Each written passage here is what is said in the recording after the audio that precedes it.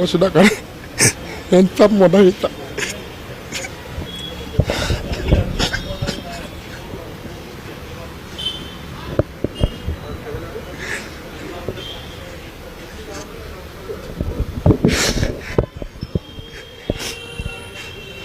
ক'বলৈ আজি একো ভাষা নাই।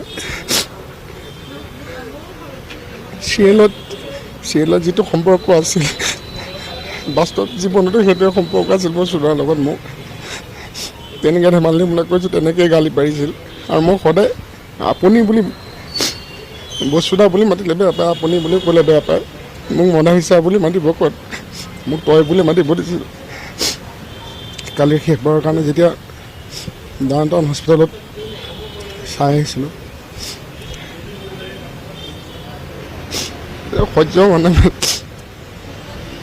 আমাৰ এই সাংস্কৃতিক পথাৰখনৰ কাৰণে এটা ডাঙৰ ক্ষতি। আৰু বস্তুদাৰ লগত 8-10 বছৰ একেলগে কাম কৰিছোঁ, কেতিয়াও বস্তুটো কাৰো লগত ডাঙৰকৈ কথা কোৱা, কাৰো লগত বেয়া ব্যৱহাৰ কাৰো লগত নাছিল। আৰু সেই মানুহটোক আজি হেৰুৱাই পেলাই আমি গোটেই বেহৰবাৰী পৰিয়াল ভাগি পৰিছোঁ। আৰু সকলো এদিন যাবই লাগিব, কোনোবা আগত কোনোবা পাছত। খালি এটাই আশা কৰিম, বস্তুদা য'তে থাকক সুখত থাকক।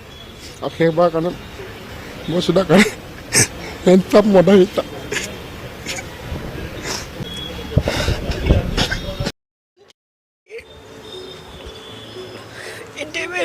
বেলেগ আৰু একো নাই। তেখেতৰ আত্মাই শান্তি পাওক, তাকে কামনা কৰিছোঁ।